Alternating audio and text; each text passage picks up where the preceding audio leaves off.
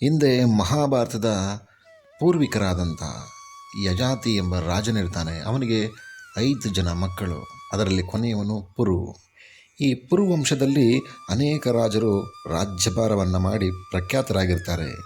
ಇದರಲ್ಲಿ ಸಂವರ್ಣ ಎಂಬವನಿಗೆ ಸೂರ್ಯಪುತ್ರಿಯಾದ ತಪತಿ ಎಂಬವಳಿಂದ ಜನಿಸಿದವನೇ ಕುರು.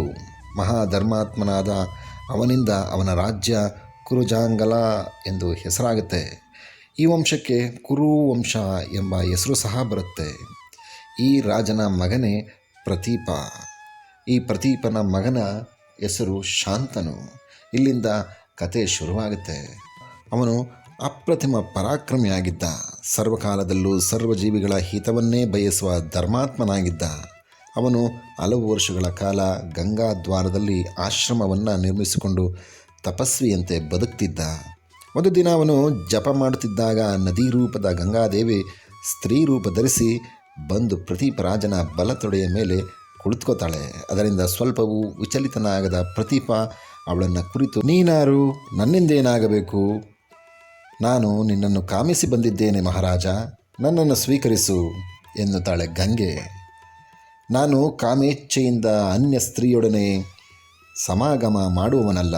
ಒಂದು ವೇಳೆ ನೀನು ವಿವಾಹವಾಗೆಂದು ಕೇಳಿದರೆ ಕ್ಷತ್ರಿಯನಾದ ನಾನು ಕ್ಷತ್ರಿಯ ಕನ್ಯೆಯನ್ನಲ್ಲದೆ ಅನ್ಯವರ್ಣದ ಕನ್ಯೆಯನ್ನು ಕೈ ಹಿಡಿಯುವವನಲ್ಲ.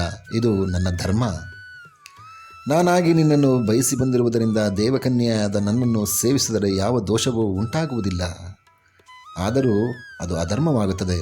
ಏಕೆಂದರೆ ಹೆಣ್ಣು ಮಕ್ಕಳು ಮತ್ತು ಸೊಸೆಯರು ಮಾತ್ರ ಬಲತೊಡೆಯ ಮೇಲೆ ಕೂರುತ್ತಾರೆ. ಅಂದಮೇಲೆ ನೀನು ನನ್ನ ಸೊಸೆಯದ ಅಂತಾಯಿತು. ಆದ್ದರಿಂದ ಬೇಕಾದರೆ ನಾನು ನಿನ್ನನ್ನು ಸೊಸೆಯಾಗಿ ಸ್ವೀಕರಿಸಬಹುದು. ಮಹಾಧರ್ಮಾತ್ಮ ನೀನು. ನಿನ್ನ ಇಷ್ಟದಂತೆ ನಾನು ನಿನ್ನ ಪುತ್ರನ ಪತ್ನಿಯಾಗುತ್ತೇನೆ. ನಿನ್ನ ಪುತ್ರ ನನ್ನ ಸಂಬಂಧದಿಂದ ಮಹಿಮಾವಂತರಾದ ಪುತ್ರರನ್ನು ಪಡೆದು ಸ್ವರ್ಗ ಪಡೆಯುತ್ತಾನೆ ಎಂದು ಹೇಳಿ ಗಂಗೆ ಅದೃಶ್ಯಳಾಗ್ತಾಳೆ. ಗಂಗಾದೇವಿಯನ್ನು ಸೊಸೆಯನ್ನಾಗಿ ಮಾಡಿಕೊಳ್ಳುವೆನೆಂದು ಪ್ರತೀಪ ಮಾತನ್ನೇನೋ ಕೊಟ್ಟ. ಆದರೆ ಅವನಿಗೆ ಇನ್ನೂ ಸಂತಾನವೇ ಆಗಿರಲಿಲ್ಲ. ಆಗ ಅವನು ಪುತ್ರಾಪೇಕ್ಷೆಯಿಂದ ತನ್ನ ಪತ್ನಿಯೊಡನೆ ತಪಸ್ಸು ಮಾಡಿ ಮಹಾಭೀಷ ಎಂಬ ಮಗನನ್ನು ಪಡೆದ. ವೃದ್ಧಾಪ್ಯದಲ್ಲಿ ಶಾಂತವಾಗಿದ್ದ ಸಂದರ್ಭದಲ್ಲಿ ಪಡೆದ ಮಗನಾದುದರಿಂದ ಆ ಮಗನಿಗೆ ಶಾಂತನು ಎಂದು ಹೆಸರಿಟ್ಟರಾಯಿತು. ಇವನಿಗಿಂತ ಮೊದಲು ಹುಟ್ಟಿದವನು ದೇವಾಪಿ, ಇವನ ನಂತರ ಹುಟ್ಟಿದವನು ಬಾಹ್ಲಿಕ. ದೇವಾಪಿ ಬಾಲ್ಯದಲ್ಲೇ ವೈರಾಗ್ಯವನ್ನು ತಾಳಿ ಅರಣ್ಯಕ್ಕೆ ಹೊರಟೋಗಿರ್ತಾನೆ.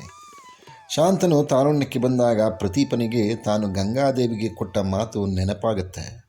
ಅವನು ಮಗನಿಗೆ ಕರೆದು ಹೇಳ್ತಾನೆ, ಪ್ರಿಯ ಪುತ್ರ, ಹಿಂದೆ ದಿವ್ಯ ಸ್ತ್ರೀಯೊಬ್ಬಳು ನನ್ನ ಬಳಿಗೆ ಬಂದಿದ್ದಳು.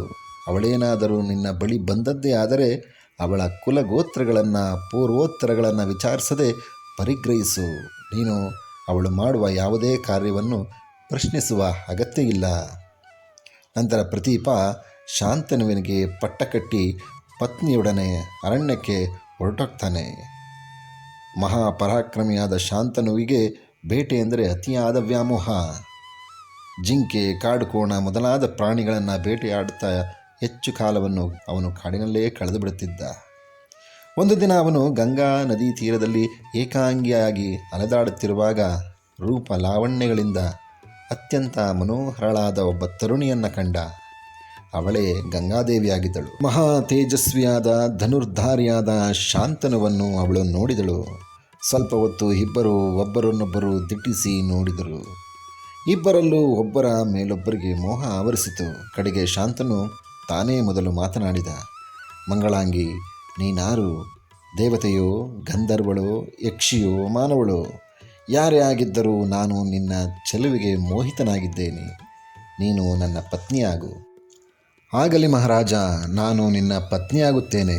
ಆದರೆ ನನ್ನದೊಂದು ನಿಬಂಧನೆ ಇದೆ. ನಾನು ಏನೇ ಮಾಡಿದರೂ ಅದು ಶುಭವಾಗಿರಲಿ ಅಶುಭವಾಗಿರಲಿ, ನಿನಗೆ ಇಷ್ಟವಿರಲಿ ಇಲ್ಲದಿರಲಿ, ಅದನ್ನು ನೀನು ತಡೆಯಬಾರದು.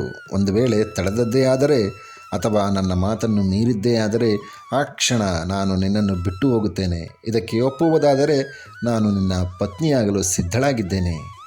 ಶಾಂತನುಗೆ ತನ್ನ ತಂದೆ ಹೇಳಿದ ದಿವ್ಯ ಸ್ತ್ರೀ ಇವಳೇ ಎಂಬುದು ಖಚಿತವಾಯಿತು. ಮೋಹ ಪರವಶನಾಗಿದ್ದ ಅವನು ಕೂಡಲೇ ಸಮ್ಮತಿಸಿದ. ಅವಳನ್ನು ರಾಜಧಾನಿಗೆ ಕರೆತಂದು ವಿವಾಹ ಮಾಡಿಕೊಂಡ. ಅವಳೊಂದಿಗೆ ಅಪಾರವಾದ ಸುಖ ಸಂತೋಷಗಳನ್ನು ಅನುಭವಿಸಿದ. ಯಾವುದಕ್ಕೂ ಅವಳನ್ನು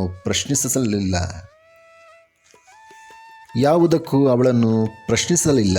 ಅವಳು ಕೂಡ ತನ್ನ ಗುಣಶೀಲಗಳಿಂದ ಶಾಂತನುವನ್ನು ಸಂತುಷ್ಟಗೊಳಿಸಿದಳು. ಅವರಿಬ್ಬರ ಪ್ರೇಮಾನುರಾಗದ ಆವೇಶದ ಭರದಲ್ಲಿ ಹಲವು ವರ್ಷಗಳು ಸರಿ ಹೋದದ್ದೇ ತಿಳಿಯಲಿಲ್ಲ. ಗಂಗಾದೇವಿ ಗರ್ಭವತಿಯಾಗಿ ಒಂದು ಗಂಡು ಮಗುವಿಗೆ ಜನ್ಮ ನೀಡಿದಳು. ಶಾಂತನು ಸಂಭ್ರಮಗೊಂಡ. ಆದರೆ ಗಂಗೆ ಆ ಕೂಡಲೇ ಆ ಮಗುವನ್ನು ತೆಗೆದುಕೊಂಡು ಹೋಗಿ ನಿನ್ನ ಶ್ರೇಯಸ್ಸುಂಟಾಗುವಂತೆ ಮಾಡುತ್ತೇನೆ ಎಂದು ಗಂಗಾ ನದಿಯಲ್ಲಿ ಹಾಕಿಬಿಟ್ಟಳು. ಶಾಂತನುವಿಗೆ ಬಹಳ ನೋವಾಯಿತು. ಆದರೆ ಏಕೆ ಹಾಗೆ ಮಾಡಿದೆ ಎಂದು ಕೇಳಬೇಕೆಂದುಕೊಂಡರೂ ಅವಳ ನಿಬಂಧನೆ ನೆನಪಾಗಿ ಸುಮ್ಮನಾದ. ಗಂಗೆ ತನ್ನನ್ನು ಬಿಟ್ಟು ಹೋಗಬಾರದೆಂದು ಮಮಕಾರದಿಂದ ಆ ನೋವನ್ನೆಲ್ಲ ತನ್ನೊಳಗೆ ನುಂಗಿಕೊಂಡ. ಹೀಗೆ ಒಂದಾದ ಮೇಲೊಂದರಂತೆ 7 ಮಕ್ಕಳನ್ನು ಗಂಗೆ ನದಿಯಲ್ಲಿ ಹಾಕಿಬಿಟ್ಟಳು. ಶಾಂತನು ಅಲ್ಲಿಯವರೆಗೂ ಅವಳ ನಿರ್ದಯ ಕಾರ್ಯವನ್ನು ಸಹಿಸಿ 8ನೇ ಮಗು ಹುಟ್ಟಿದಾಗ ಇನ್ನೂ ಸಹಿಸಲಾರದೆ ಗಂಗೆ ಆ ಮಗುವನ್ನು ನದಿಯಲ್ಲಿ ಹಾಕುವ ಮೊದಲು ತಡೆದ. ಎಲೈ ಕೊಲೆಗಾತಿ, ನಿಲ್ಲಿಸು! ಈ ಮಗುವನ್ನಾದರೂ ಕೊಲ್ಲದೆ ಉಳಿಸು. ಏಕೆ ಇಂಥ ಕ್ರೂರ ಕಾರ್ಯ ಮಾಡುತ್ತಿರುವೆ? ಪುತ್ರಘಾತಿನಿ, ಏಕೆ ಇಂಥ ಮಹಾ ಪಾಪ ಕಾರ್ಯ ಮಾಡುತ್ತಿರುವೆ? ನೀನಾರು? ನಿನ್ನ ಕುಲಗೋತ್ರಗಳೇನು? ಗಂಗಾದೇವಿ ಬೇಸರಿಸದೆ ಸಮಾಧಾನದಿಂದಲೇ ಹೇಳಿದಳು. ಮಹಾರಾಜ, ಈಗ ನಿನಗೆ ಪುತ್ರ ವ್ಯಾಮೋಹ ಉಂಟಾಯಿತೆ.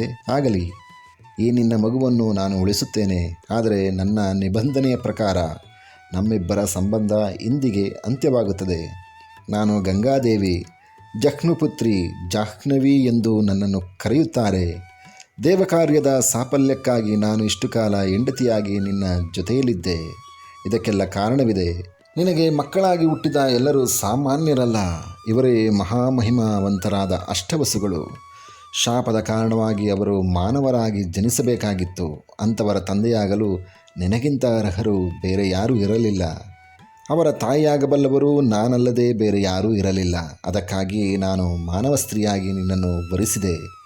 ವಸುಗಳ ಬೇಡಿಕೆಯಂತೆಯೇ ನಾನು ಅವರನ್ನು ಹುಟ್ಟಿದ ಕೂಡಲೇ ಮುಕ್ತಿ ಕಾಣಿಸಿದೆ. ಅದರಿಂದ ಅವರಿಗೆ ಋಷಿಶಾಪ ಮತ್ತು ಮಾನವ ಜನ್ಮದಿಂದ ಶೀಘ್ರ ವಿಮೋಚನೆ ದೊರೆಯಿತು.